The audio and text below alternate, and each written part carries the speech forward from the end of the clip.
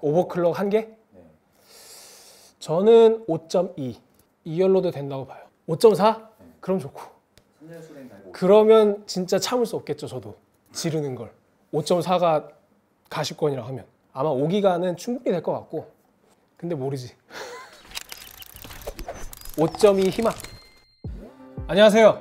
벤치 매뉴얼의 쾌사존 벤치입니다. 자, 여러분, 오늘은 정말 특별한 제품을 제가 들고 나왔는데요. 바로 인텔 코어 10세대 프로세서와 짝을 맞추는 Z490 마더보드입니다. 자, 여기 보시면 기가바이트 제품이죠. 기가바이트의 Z490 어로스 익스트림. 네, 익스트림 하면은 사실 그보다 비싼 워터포스가 존재하긴 하지만 일반적인 공랭 기반 마더보드에서는 최상위 등급이라고 이렇게 볼 수 있습니다. 자, 그래서 이렇게 엠바고가 해제됐기 때문에 그와 동시에 여러분한테 이 마더보드의 외형도 좀 살펴보고, 또 외형뿐만 아니라 직접 분해도 해서 뭐 전원부라든지 그 다음에 기술적인 특징, 그리고 구조적인 특징은 어떤 게 있는지 같이 알아보도록 하겠습니다. 자, 이게 바로 패키지인데요. 패키지 보면은 역시 비싼 제품답게 아주 고급스럽게 구성이 되어 있는데 하드 커버예요. 굉장히 딱딱한 재질로 되어 있고, 디자인도 보시면 여기에 크게 어로스 엠블럼이 형상화되어 있고, 또 기가바이트 하면 RGB 덕후 아니겠습니까? 그래서 이 폰트 같은 것도 다 이렇게 뭐라고 해야 될까요? 약간 프리즘? 네, 프리즘 컬러, 이렇게 RGB가 나타나도록 이렇게 구성이 되어 있습니다. 자, 그리고 이렇게 뒷면에 보면 마더보드의 레이아웃이 이렇게 나타나 있고, 또 전원부라든지 기술들 이런 것들이 간략하게 명시가 되어 있고요. 바로 패키지를 개봉해 보도록 할게요. 여기 자석식이네요. 자석식으로 이렇게 열리고, 바로 이게 벗겨졌는데 이거 치우고. 자, 이게 바로 Z490 어로스 익스트림의 외형입니다. 아유, 본체가 이렇게 있는데, 먼저 본체는 한쪽으로 이렇게 두고 구성품이 뭐가 있는지 한번 먼저 볼게요. 자, 여기 보시면 어로스 스티커. 네, 어로스 스티커 잘 보이시죠? 네. 근데 개인적으로 이 어로스 스티커는 제가 기가바이트의 마더보드 그 하드웨어적 만듦새 이걸 굉장히 좋게 평가하고 있는데, 이 스티커는 조금 촌스럽지 않나, 개인 취향상 그렇게 느껴지고요. 그 다음에 액세서리 박스, 이 레이아웃이 나눠진 게 굉장히 깔끔합니다. 조그만 것들부터 한번 볼까요?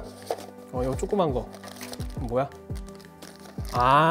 그 USB 핀에더 이렇게 스플리터 케이블들이 이렇게 나와 있고요.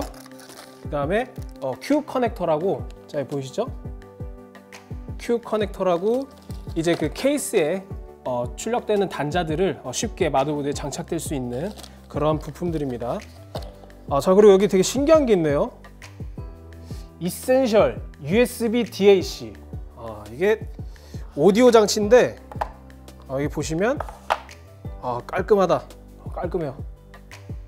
자, 이거 보시면 요새 이제 안드로이드 폰이나 아이폰 같은 거는 3.5 파이 같은 걸 지원을 안 하잖아요. 그래서 그 USB-C 타입으로 이렇게 연결을 해서 본인께서 가지고 계신 그 이어폰이라든지 헤드셋을 연결할 수 있는 DAC USB도 이렇게 지원을 하고 있습니다. 확실히 고급형 마더보드다 보니까 별걸 다 주네요. 근데 애플은 안 되겠다. 안드로이드, 갤럭시 이런 게 되겠네요. 자, 여기 보시면 안테나 2개. 네, 안테나 2개를 이렇게 제공하고요. 이번에 Z490에서는 그 와이파이 규격 자체가 Z390에서는 와이파이 5를 지원했었는데, 이번에는 와이파이 6로 802.11ax 이론상으로 최대 10기가비트까지 지원한다고 하는데, 현재 기가바이트 마더보드는 2.4기가비트까지 이렇게 속도를 지원합니다. 비트라서 우리가 좀 받아들이기 편하게 바이트로 환산하면 2.4 나누기 8, 300메가바이트의 그런 속도를 느낄 수 있습니다. 자, 그리고 RGB 퓨전 액세서리가 또 있는데, 요거는 그 RGB 케이블 단자예요. 단자라서 요걸로 연장 케이블로 활용할 수도 있고, 마더보드나 아니면 뭐 펜 컨트롤러 그런 걸로 활용하시면 되겠죠. 그리고 메인. 메인에는 역시 매뉴얼 이렇게 나와 있고, 밑에 또 있네. 뭐가 있는지 볼까요? 이거 센서 케이블들이 있네요. 소음이라든지 온도, 그런 것들을 측정할 수 있는 센서 케이블을 이렇게 따로 이렇게 제공을 해줍니다. 이런 거 되게 좋네요. 그리고 매뉴얼을 좀 봐야 되는데, 네, 어로스 메탈 스티커 있고, USB를 주네? USB를 줘요, 어로스. 네, USB를 주고. 매뉴얼은 이렇게 크게 두 가지로 구성이 됩니다. 하나는 마더보드 매뉴얼 두꺼운 거 이렇게 있고, 하나는 간편 설치 가이드. 네, 간편 설치 가이드가 있는데, 간편 설치 가이드에는 한국어 이렇게 지원하고요. 하지만 이 매뉴얼에는 영어예요, 그냥. 네, 한국어가 없어요. 아주 예전에 저희가 K사전에서 Z390 네, 어로스 익스트림 언박싱 때도 한국어가 없다고 저희가 좀 뭐라고 했는데, 이번에도 없네요. 좀 아쉽네요, 이거는. 자, 이렇게 좀 액세서리를 살펴봤는데, 사실 주인공은 마더보드죠. 네, 기가바이트 어로스 익스트림 마더보드를 공개해 드리도록 하겠습니다. 아우, 무거워. 자, 요겁니다, 여러분. 어떠십니까? 이게 포스가 어마어마해요. 저는 실제로 보고, 아니, 점점 더 그 기가바이트의 어로스 마더보드가 점점 더 좋아지고 있다라는 인상은 받을 수 있었는데, 제 기대를 또 뛰어넘은 그런 레이아웃과 완성도가 아닐까 생각이 듭니다. 제가 괜히 드리는 말씀이 아니고, 과연 기존 마더보드와 뭐가 다른지, 그리고 고급형 마더보드로서 어떤 요소를 갖추고 있는지 하나하나 제가 세부적으로 살펴드릴게요. 일단 저는 새 제품을 볼 때마다 먼저 보호 필름을 다 제거합니다. 네, 보호 필름을 이렇게 싹 제거를 해볼게요. 새 거는 또 이런 거 제거하는 맛이 있죠.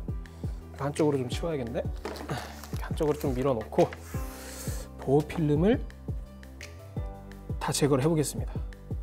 여기 보시면 IO 커버에도 이렇게 유광 처리가 있어서 보호 필름이 다 돼 있네요. 기스 나지 말라고.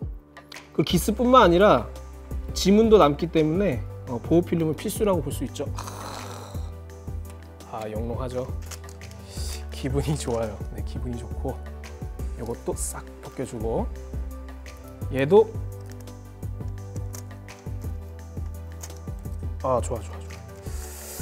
여기도 여기가 LED 나오는 부분이에요. LED 나오는 부분. 그래서 영롱함을 유지하는 게 정말 중요합니다. 오, 됐다. 놓쳤다. 됐다. 벗겨냈습니다. 보호 필름 왜 이렇게 많어? 여기도 있네. 이거 비닐을 제가 100% 벗긴 건 아니고 한 80% 벗겼는데, 자, 이런 모습이고요. 자, 여러분 어떠세요? 일단은 전반적으로 이 컬러가 그 완벽한 블랙은 아니고 그 뭐랄까요? 쥐색? 굉장히 어두운 회색? 블랙에 가까운 그런 색상이고, 사실 이런 컨셉은 대부분의 고급형 마더보드가 지향하고 있는 색상이기도 한데, 기가바이트에서는 그 완성도를 한층 더 끌어올린 흔적들이 좀 보여요. 히트싱크의 어떤 마감 처리라든지 히트 파이프, 그리고 커퍼시터, 여러 가지 부분에서 그 색상 콘셉트를 해치지 않도록 이렇게 구성이 되어 있습니다. 자, 그리고 전반적인 레이아웃을 좀 소개해 드리면, 지금 어로스 익스트림 같은 경우에는 여기 보시면 나사 홀이 있잖아요. 이 나사 홀까지가 그 폼팩터가 ATX를 말해주는 나사 홀인데, 이쪽 나사 홀까지가 ATX인데 살짝 더 튀어나왔잖아요. 그래서 익스텐디드 ATX, 네, 이 ATX라는 폼팩터를 가지고 있습니다. 자, 아무래도 기능이나 전원부 이런 구성에서 면적을 많이 차지하기 때문에 이렇게 좀 확장된 구성을 보였다고 볼 수 있고요. 그 다음에 기가바이트가 또 잘하는 게 이제 실딩 처리를 엄청 잘해요. 그래서 여기 8핀 보조 전원이라든지, 그 다음에 딤 슬롯, 그리고 PCI 슬롯 모드, 이렇게 실딩 처리를 한 것을 확인할 수 있고요. 그 다음에 가장 놀랐던 부분이 바로 이 측면인데, 이 측면이, 여러분들 그 마더보드가 보통 핀 헤더들이 이렇게 수직 방향으로, 제가 잘 안 보일 수 있으니까 이걸 한번 보여줄까요? 지금 보시는 것처럼 이 핀 헤더가 상당히 우측으로 다 이렇게 기역자 형태로 쫙 배치가 돼 있어요. 그래서 여러분들 그 조립하실 때 혹은 선정리할 때 굉장히 깔끔한 마더보드 위에 케이블이 지나다니는 것을 허락하지 않겠다, 이런 의미에서 굉장히 깔끔한 구성이라고 볼 수 있습니다. 사실 이런 구성은 Z390 어로스 익스트림까지는 기가바이트에서 하지 않다가 X570에서 이렇게 선보였던 디자인이긴 한데, 이번에 Z490에서는 조금 더 단정된 모습을 보여주는 것 같고요. 그 다음에 Z490 마더보드에 오에 따라서 여러분들 그거 궁금하셨을 거예요. 과연 인텔 10세대 코어 프로세서와 이렇게 좀 매칭이 되는 이 Z490은 무슨 차이점이 있을까 궁금할 수 있는데, 일단 CPU 소켓이 달라졌습니다. 네, 소켓이 달라졌는데 어떻게 달라졌냐면, 기존에는 그 LGA 1151V2를 썼는데, 그러니까 핀 개수가 1151개란 뜻이죠. 하지만 이 Z490에서는 LGA 1200을 씁니다. 여기 보시면, 자, 이렇게 소켓을 개방을 했을 때 이 핀의 개수가 1151개에서 1200개로 바뀌었어요. 네, 그래서 전에 있던 CPU랑 물리적으로 호환이 안 돼요. 일단 물리적으로 호환이 안 돼서 당연히 Z490 마더보드를 구입할 수밖에 없다는 점이 다르고요. 대신 이 쿨러 호환, 그러니까 쿨러가 호환될 수 있는 이 홀의 규격이 그 7.5cm로 기존 마더보드와 동일합니다. 그래서 여러분들 9900K라든지 9세대, 8세대 이런 CPU 사용하셨던 분들은 쿨러 규격은 똑같이 호환성을 가지고 갈 수 있고요. 자, 이거 핀을 노출되어 있으면 제가 불안하니까 다시 커버를 이렇게 씌워 놓을게요. 오케이. 그 다음에 뒷면. 이 뒷면이 정말로 튼튼해 보여요. 네. 이게 그 기가바이트의 설명으로는 무슨 나노카본, 나노카본 베이스 플레이트라고 하는데, 왜 이름이 나노카본 베이스 플레이트냐? 요건 제가 이따가 분해하면서 기술적 설명을 조금 첨언해 드리도록 하고요. 자, 그래서 레이아웃을 이렇게 전반적으로 보면은 확실히 그 과거에 Z390 시절까지는 기가바이트가 좀 RGB에 이렇게 집중을 하면서 굉장히 화려하고 뭔가 복잡하고 그런 외형을 보여줬다면, 그 X570 이후로 조금 더 정제되고 고급스럽고 또는 무게감이 있는 그런 레이아웃으로 이렇게 점점 진화를 해 나가는 것 같습니다. 그래서 화려한 거 좋아하시는 분들은 이런 변화가 조금 아쉬울 수도 있는데, 제 취향상으로는 이렇게 좀 정제된 느낌이 훨씬 더 와닿지 않나, 조금 더 고급스럽고 매력적으로 그렇게 느껴집니다. 이렇게 외형을 좀 살펴봤고요. 사실 요즘 이렇게 고급형 마더보드는 다 이렇게 막 커버랑 플레이트로 이렇게 좀 갑옷처럼 이 옷을 입고 있어가지고 안에 부품들이 어떻게 생겼는지 알 수가 없어요. 네, 그래서 직접 분해를 해서 완전 알몸 상태로 어떤 부품들이 탑재되어 있는지 확인해 보도록 하겠습니다. 자, 여기가 M.2 3개 슬롯을 지원하고요. 요즘 대부분의 보드가 그렇듯이 역시 그 M.2의 써멀 패드도 마련이 되어 있겠죠. 당연히 분해를 최대한 빨리빨리 한번 해볼게요. 생각보다 이렇게 막 엄청 꽉 조여져 있는 건 아니라서 분해가 수월하네요. 자, 먼저 M.2 쪽을 지금 분해를 하고 있는데, 당연히 써멀 패드나 그런 것도 마련이 되어 있겠죠. 써멀 패드 있네. 잠깐만. 근데 이 써멀 패드가 여러분 지금 이렇게 보시면 양면으로 되어 있어요. 네, 양면으로 되어 있어 가지고 보통은 일반적으로 방열판 쪽에만 이렇게 써멀 패드가 있는데, 요거는 이렇게 양면으로 되어 있네요. 그래서 이거 굉장히 써멀에 대한 대책을 훌륭하게 잘 해놨네. 그래서 만약 두께가 그 낸드가 양면으로 구성되어 있는 SSD 같은 경우에는 밑에 거를 하나를 떼고 그렇게 구성해야 두께가 나올 수 있을 것 같기도 하고요. 자, 이렇게 풀었는데 요것도 다 양면이네. 지문 묻었다. 자, 이렇게 한쪽으로 잘 두고 그 다음에 뭐야? 이건 괜찮고 베이스 플레이트를 좀 분해를 해봐야 될 것 같아. 여기 베이스 플레이트를, 이게 베이스 플레이트가 그냥 뭐 PCB 보호 뭐 그런 역할도 있겠지만은 이게 지금 알루미늄이에요. 그래서 알루미늄은 또 열전도가 좋죠.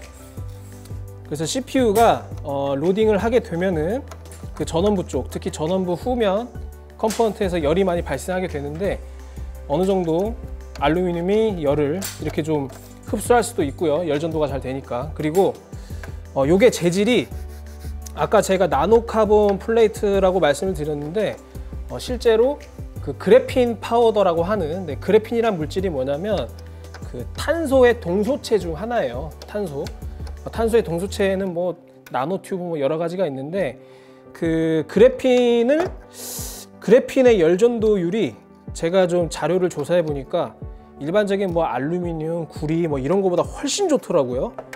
그래서 그래핀 파우더를 이렇게 싹 코팅을 해가지고 알루미늄으로 전달된 열이 좀 골고루 분산될 수 있도록 이렇게 좀 파우더를 입힌 게 아닌가 그렇게 예상이 됩니다.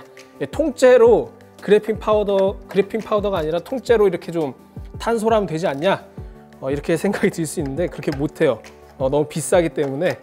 네, 아무래도 그 비용적인 측면에서 타협을 한 거겠죠. 그래서 그 나노 카본 플레이트, 아이고 하나 떨어졌어. 저기 있다. 제가 하나를 떨궈 가지고. 그래서 나노 카본이라는 이름답게 색깔도 굉장히 어두운 회색으로, 여기 서머 패드가 또 있네요. 이렇게 전원부 위치하는 곳에 이렇게 서머 패드가 다 탑재가 되어 있고요. 자, 이렇게 뒤집었을 때 전원부가 위치하는 곳에 이렇게 서머 패드가 장착이 되어 있습니다. 그래서 이 베이스 플레이트에 열이 전달될 수 있도록 이렇게 좀 구성을 한 모습이네요. 이런 거 좋아요. 단순히 멋만 있는 게 아니고. 그 다음에 또 뭘 분해해야 되지? 이 실드 부분을 분해하고 마지막에 히트싱크가 되겠네요. 자, 실드도 분해를 해보도록 하겠습니다. 이거 위치를 제가 외울 수 있을까 모르겠어요. 저의 두뇌를 좀 믿어 봐야겠습니다. 다 풀고, 여기도 풀고, 이거를 풀었던 위치대로 모양을 기억해서 나사를 위치시키는 것도 하나의 노하우예요. 네, 분해할 때 제가 이렇게 레이아웃을 그대로 책상 위에다가 옮겨서 이 나사를 두도록 하겠습니다. 자, 이것도 분해를 해서 제가 기억을 과연 잘할 수 있을까요? 이렇게 하면은 분해가 될 것 같아요. 자, 기대를 하면서 한번 잡아 당겨 봅시다. 자, 이거를 먼저 바로 되네. 바로 되네. 이게 지금 여기 보시면 케이블이 하나 이렇게 연결되어 있는데 이 어로스 엠블럼에서 LED가 점등되기 때문에 이렇게 좀 LED 케이블이 연결이 되어 있고요. 이거 뽑아주고, 이렇게 뽑아주고, 그 다음에 IO 포트부도 실드를 딱 됐다. 이것도 제거가 되고요. 자, 그래서 IO 포트부를 한번 보면 여기 이제 인텔 와이파이 6 와이파이 모듈이 달려 있고, 이게 지금 2.4 기가비트 속도를 가지고 있고요. 그 다음에 얘는 2.5 기가비트의 인텔 랜, 그다음에 얘는 아퀀티아 10기가비트, 10기가비트의 랜이 달려 있습니다. 그리고 특이점은 썬더볼트 3도, 썬더볼트 3도 두 개를 지원합니다. 썬더볼트 3의 인터페이스 속도가 40기가 비트죠. 엄청난 속도를 자랑한 녀석인데 저도 기회가 된다면 썬더볼트 3 외장 SSD를 한번 써보고 싶네요. 그리고 Q 플래시 버튼이 있고, 그 다음에 오디오 버튼, 이렇게 오디오 단자 이렇게 있네요. Q 플래시 기능에 대해서 좀 궁금해 할 수 있는데, 이게 뭐냐면 보통 우리가 바이오스 업데이트를 할 때는 CPU나 메모리 이런 거를 다 장착해서 바이오스에 접근을 해서 업데이트를 할 수가 있는데, 이 Q 플래시 버튼은 별도의 CPU나 메모리를 탑재하지 않아도 그냥 마더보드 24핀 그리고 CPU 8핀 전원만 연결되어 있으면 바이오스 파일이 담긴 USB를 여기 Q플래시 포트에 딱 장착을 해주고 이 버튼을 눌러주면 업데이트를 할 수 있는 그런 아주 고마운 기능입니다. 자, 여기까지 벗겨냈으니까 이제 히트싱크도 좀 벗겨볼게요. 히트싱크 하나, 둘, 셋, 넷, 4개만 풀면 되네요. 둘, 셋, 넷. 됐어요. 자, 떨어지겠죠? 안 떨어지면 안 되는데. 오! 떨어졌어요. 여러분 보이십니까? 아름다운. 네, 아름다운. 저는 이렇게 써멀패드에 이렇게 좀 전원부, 이게 지금 보니까 모스펫 같은데 이렇게 좀 도장처럼 찍혀 있으면 묘하게 좀 아름다운 그런 기분을 느끼는데요. 지금 요 분홍색은 뭐야? 분홍색은 그 아칸티아, 네, 아칸티아 네트워크 컨트롤러 칩셋을 시키는 그런 써멀패드고, 나머지는 다 전원부 모스펫을 시키는 써멀패드로 보시면 되겠습니다. 그리고 이게 되게 특이한 게, 무슨 히트싱크에 히트 파이프가 2개나 달려 있어요. 이게 왜 2개나 달려 있나 보니까 밑에 있는 것은 그러니까 모스펫이랑 직접적으로 히트 파이프가 맞닿는, 즉 다이렉트 터치 히트 파이프의 방식을 띠고 있고, 그다음 그 위에 있는 히트 파이프는 상단이랑 왼쪽에 있는 히트 싱크가 서로 열 전달이 잘 되도록 이렇게 좀 도와주는 히트 파이프라고 볼 수 있습니다. 그리고 마감이 되게 훌륭한데, 지금 이 히트 파이프나 히트 싱크가 모두 그 나노카본 코팅이 되어서 열 전도율을 좀 극대화한 것 같고요.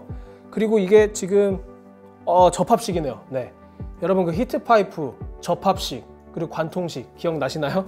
네, 이 접합식으로 구성되어 있고, 또 방열핀 내부에는 이렇게 구멍이 뚫려 있어가지고 바람이 방열핀을 자연스럽게 이렇게 투과가 될 수 있도록 구멍까지 뚫어놨어요. 이거 가공비가 장난이 아니겠는데요, 이거? 굉장히 고급스러운 구성이고, 그래서 기가바이트에는 이거는 이제 그 핀 어레이, 핀 어레이 2 방식이라고 하는데, 일단은 일반적인 히트싱크와 다른 점이라면 마더보드에서 사용된 히트싱크 치고는 이렇게 방열핀을 여러 개 적층하는 구조로 탑재를 해서 방열 면적을 굉장히 극대화했다는 거, 이거는 분명히 그 차별화되는 특징이라고 볼 수 있고요. 그 다음에 방열핀에도 구멍이 나 있고 굉장히 고급스럽고 비싼 구성입니다. 확실히 익스트림이라서 다른 것 같고요. 그 다음에 이제 전원부를 좀 봐야 되는데, 전원부. 자, 잘 보이시죠? 네, 이게 전원부고, 이게 전원부에 대해서 좀 살펴봤는데, 사실 기가바이트는 X570 시절에는 리얼 페이지를 16으로 썼다. 이래가지고 그 유저들 사이에서 회자가 되기도 했는데, 지금 이 Z490 어로스 익스트림도 페이지는 16페이지예요. 똑같이 16페이지인데 리얼, 그러니까 다이렉트 페이지 형태는 아니고 더블러입니다. 네, 페이지 더블러고, 제가 방금 더블러라는 용어를 써서 잘 모르시는 분들도 계실 것 같아서 제가 좀 설명을 드리려고 하는데, 보통 이렇게 마더보드 전원부를 구성하는 그 페이지 구성 방식은 리얼 페이지라고 하죠. 보통 리얼 페이지 또는 다이렉트 페이지 이런 방식이 있고, 그 다음에 내부적으로 좀 제조사 입장에서의 가성비를 높이기 위해서 더블러 방식이라든지 혹은 듀얼 아웃풋이라는 방식을 써요. 그러면 어떤 차이가 있느냐 이렇게 궁금할 수 있는데, 사실 이거를 정확히 알기 위해서는 전원부 페이지가 어떤 구조로 되어 있고 또 작동 알고리즘이 어떻게 되어 있는지 아시는 게 필요한데, 여기서는 모든 걸 다 설명드릴 수는 없으니까 제가 간단하게 개요만 말씀드릴게요. 일반적으로 전원부라고 하면은 CPU에 파워를 공급해주는 그런 장치라고 볼 수 있는데, 그것들이 여러 개의 멀티 페이지, 즉 하나의 페이지를 하나의 완성된 컴포넌트 형태로 가지고 있으면서 그것들을 모두 관장하는 PWM 컨트롤러 칩, PWM 컨트롤러 칩이 존재합니다.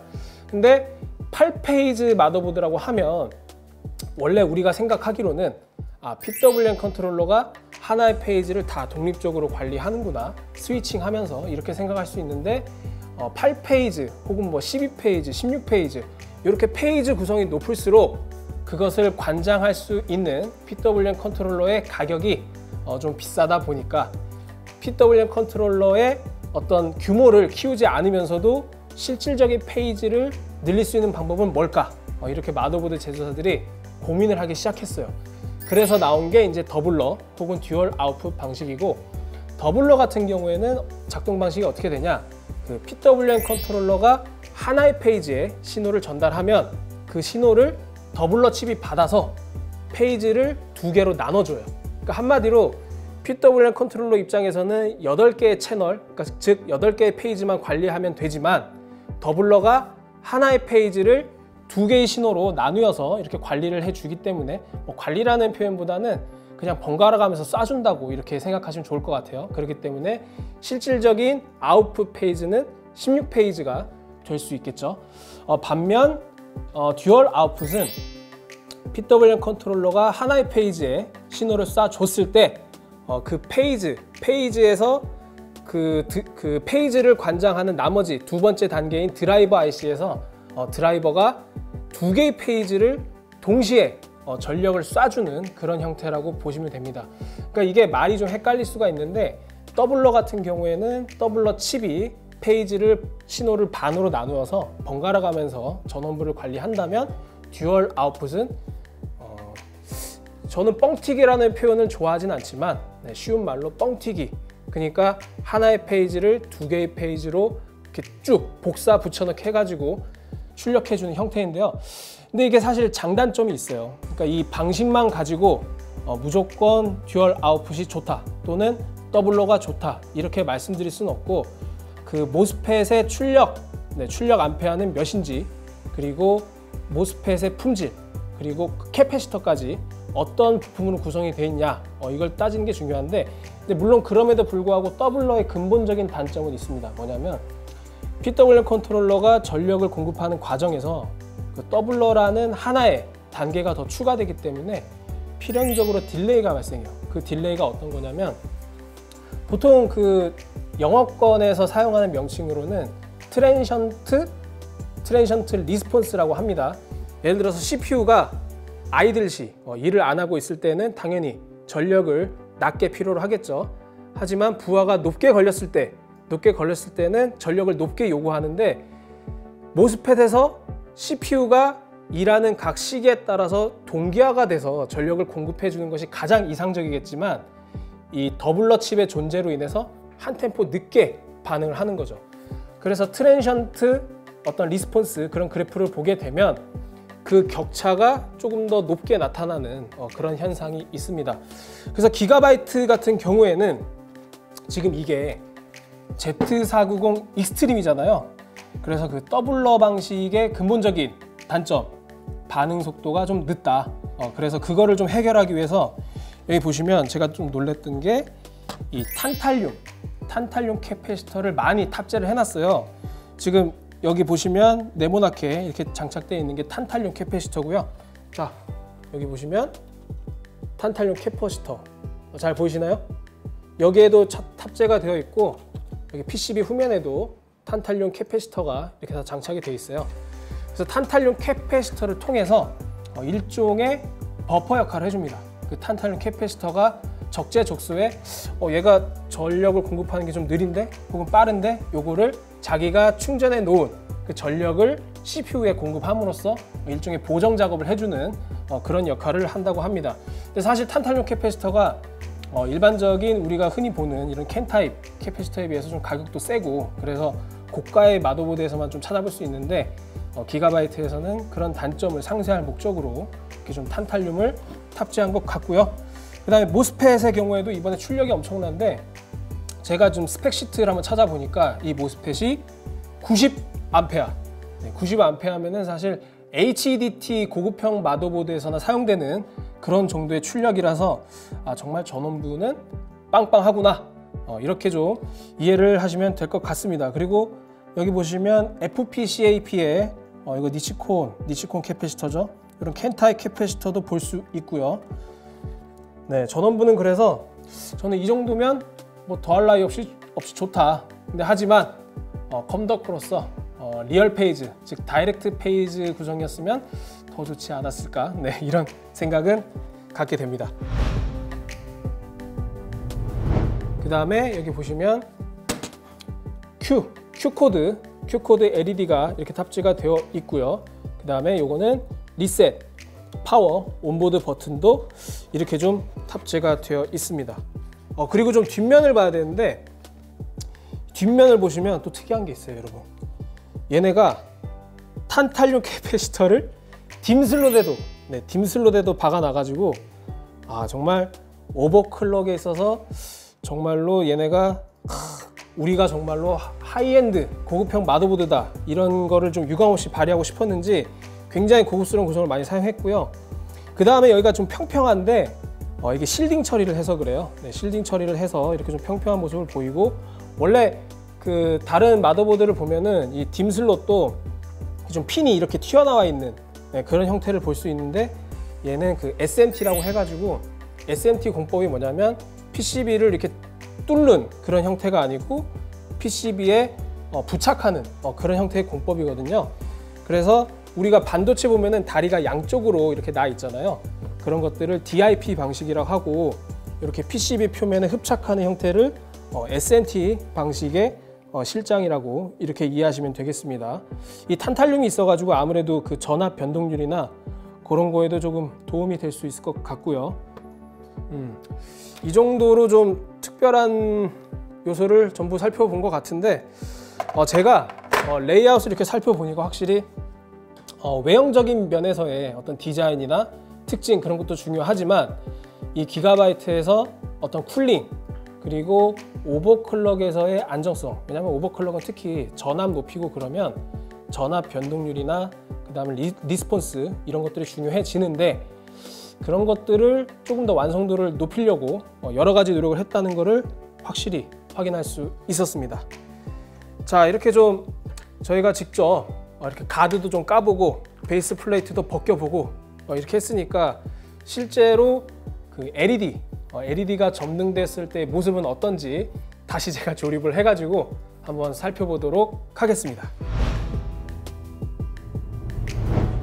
고급스러워.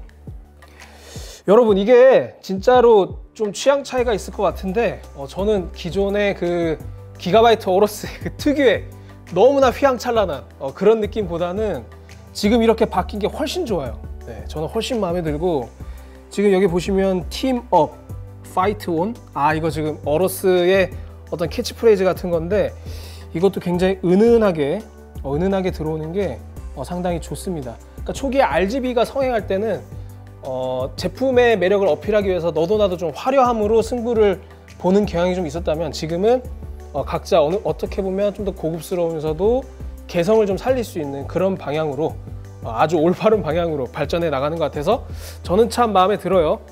LED 굉장히 예뻐요.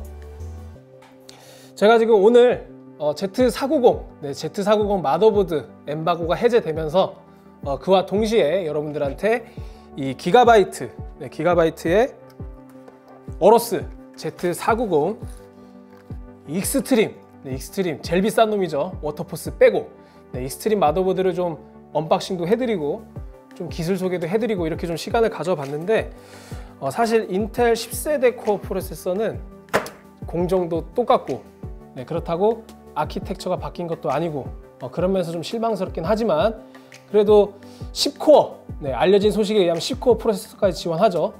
그렇게 좀 코어도 늘어나고 또 클럭도 증가할 것 같은 그런 예상이 들기 때문에, 어쨌든 인텔 좋아하시는 분들은 또 한 번 이 보드로 인해서 뽐뿌를 받지 않으실까 이렇게 생각이 듭니다. 개인적으로는 저는 기가바이트보다 에이수스 마더보드를 좀 더 많이 사용했던 사람이지만, 이번에 이 기가바이트의 어떤 디자인적인 쇄신을 보면서 이거 보드가 너무 마음에 들어서 CPU를 사고 싶다, 이런 생각도 들 만큼 개인적으로 굉장히 만족스러운 구성을 보여줬고요. 또 심지어 그 더블러 방식의 약점이었던 어떤 반응 속도를 좀 해결하기 위해서 이렇게 탄탈륨 커패시터까지 이렇게 좀 구비를 한 점은 굉장히 마음에 듭니다. 그리고 또 K사존이라고 또 가만히 있을 수가 없어서, 이번에 10세대 CPU가 나오면 저희가 뭐 오버클럭, 그리고 예전에 저희 뽑기 방송 그런 것도 했었잖아요. 이렇게 오버클럭 방송 여러 가지 풍성한 콘텐츠를 또 준비 중에 있으니까 여러분들 퀘이사존 관심 많이 가져주시고 기대해 주셨으면 좋겠습니다. 네, 이상 퀘이사존 벤치였습니다. 감사합니다.